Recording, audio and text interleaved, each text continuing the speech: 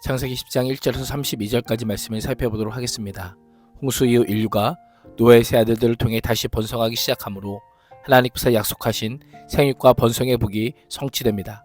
족보에 기록된 이름과 후손은 인류가 한 족속이요 하나님의 섭리 아래 온 땅에 각 족속과 민족으로 급속하게 분산되고 확장했음을 보여줍니다. 1절은 서문입니다. 10장은 노아의 세 아들 셈과 함과 야벳의 족보를 통해 홍수 후 인류가 온 땅에 나뉘어 거주하게 되었음을 보여줍니다. 이 족보에는 몇 가지 특징이 있습니다. 첫째, 하나님께서 노아와 그 아들들에게 약속한 생육하고 번성하여 땅에 충만하는 말씀이 성취되었음을 보여줍니다. 둘째, 인류의 번성이 수적 증가만이 아니라 언어와 족속과 지역과 나라대로 나뉘어 흩어진 결과임을 강조합니다.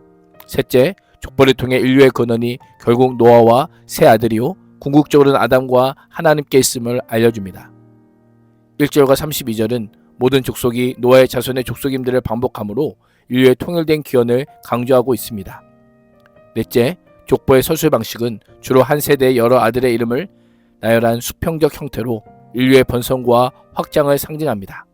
기록된 명단상으로는 셈, 함, 야벳부터 3대에서 6대에 걸쳐 모두 70족속입니다. 70은 완전함 7과 충만함 11을 상징하며 성경에서는 세계 열국을 상징하는 숫자요 하나님의 계획과 섭리를 나타내는 숫자이기도 합니다. 이를 통해 단 한 나라도 빠짐없이 세계 모든 나라가 다 노아의 후손이요 하나님의 섭리와 통치 가운데 있음을 암시합니다.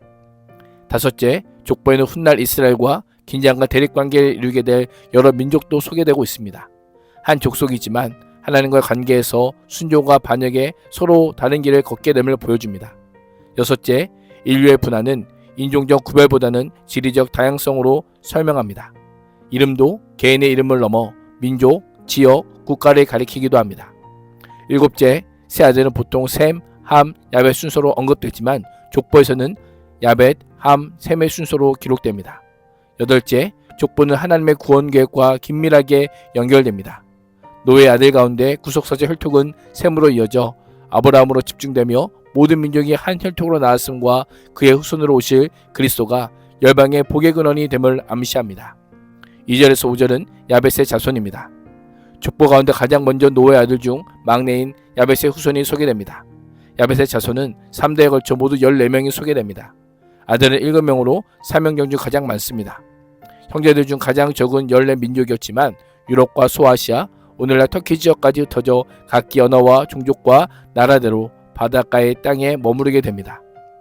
고멜은 갈레대족으로 추정되며 성경에서는 바사와 구스와 함께 고개 연합군을 형성한 족속으로 소개됩니다. 마곡은 강력한 힘을 가진 스키티안족으로 추정되며 성경에서는 이스라엘 침입하는 적대 세력으로 묘사됩니다.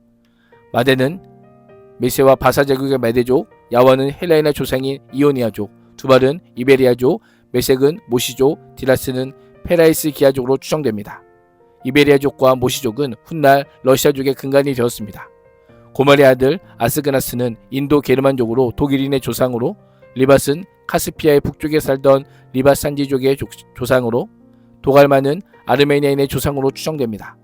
야원의 아들 엘리사는 해양민족 엘리스족의 조상으로, 달시스는 스페인의 달테수스 지방 원주민의 조상으로, 기띔은 사도 바울의 동역자인 바나바의 고향 구브로 섬 즉 사이프러스 섬으로, 도다님은 사도 바울의 선교 여행지 중 하나인 로도 섬 원주민의 조상으로 추정됩니다. 5절은 나뉘어서라는 표현을 통해 하나님의 강력한 역사하심으로 야벳의 후손들이 널리 퍼져 창대하게 되는 놀라운 역사가 이루어졌음을 보여줍니다. 겉으로 보기에는 단순한 흩어짐으로 보이지만 하나님께서 이미 복음이 땅끝까지 전파되도록 그 길을 마련하셨던 것입니다. 6절에서 20절은 함의 자손입니다. 두 번째 족보는 노아의 둘째 아들로 아버지 실수를 조롱거리로 삼았다가 노아로부터 저주를 받은 함의 족보입니다. 함이 노아로부터 저주를 받았음에도 불구하고 아프리카와 북부 메소포타미아와 가나안 등 가장 넓고 광범위한 지역을 차지하게 됩니다. 비옥한 초생달 지역을 중심으로 한 기름진 땅을 차지합니다. 8절에 따르면 구스는 세상의 첫 용사라 불리는 니므롯을 낳습니다. 니므롯이란 이름은 반역하자라는 뜻을 가지고 있습니다. 유대인의 문헌인 학가대에 따르면 니므롯이 사람들을 선동하여 바벨탑을 건설하고 하나님께 대적한 자로 기록되었습니다. 그는 인류 역사상 처음으로 등장한 용사였지만 자신의 힘으로 사람들을 억제하고 하나님께 대항하는 데 사용한 폭군이요 전제의 궁주였습니다. 여호와 앞에서라는 표현을 통해 여호와께서 모든 일을 살펴보심에도 불구하고 하나님께 대항하며 하나님조차 무시하는 자였음을 강조합니다. 이런 그였지만 유브라데 강변의 신할당을 중심으로 하여 구 바벨론 제국을 다스리는 등 당대 최고의 번성을 누렸습니다. 12절까지 언급된 도시들이 니므롯에 속하였다는 것은 그의 권세가 얼마나 컸는지를 잘 보여줍니다. 니므롯의 통치 앞에 하나님께서 택하신 민족은 아직 태동의 기미조차 보이지 않습니다. 강력한 권세와 욕망이 득세하는 것으로 보입니다. 그러나 그조차도 하나님의 주권 아래에 있습니다. 악한 자들의 형통은 하나님의 방법이 아니기에 죄요 오히려 심판의 근거가 될 뿐입니다. 그들은 번성은 결코 영원하지 못하며 멸망과 허무뿐임을 알고 오직 하나님만 바라보며 살 수 있기를 축복합니다. 21절 31절은 셈의 자손입니다. 셈의 족보는 셋의 족보입니다. 셋의 족보는 아담으로부터 노아까지의 경건한 계보를 잇는 족보입니다. 셈의 족보는 셈으로부터 시작하여 6대까지 이어지는 26명의 가장 긴 족보입니다. 셈, 아르박삿, 셀라, 에벨, 벨렉으로 이어지는 족보는 하나님께서 택하신 혈통으로 이 혈통을 따라 믿음의 조상 아브라함이 나왔으며 예수 그리스도께서 탄생하셨습니다. 32절은 족보의 결론입니다.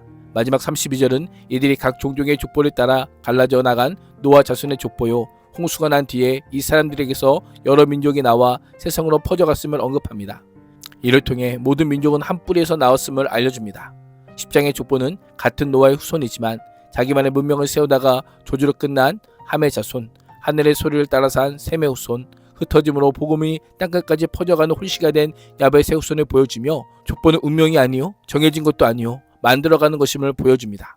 오늘도 믿음이 나의 당대에서 끝나지 않고 후대로 이어져 믿음의 계보를 이루는 하나님의 미랄이 되는 삶을 살 수 있기를 주님의 이름으로 축복합니다. 기도하겠습니다.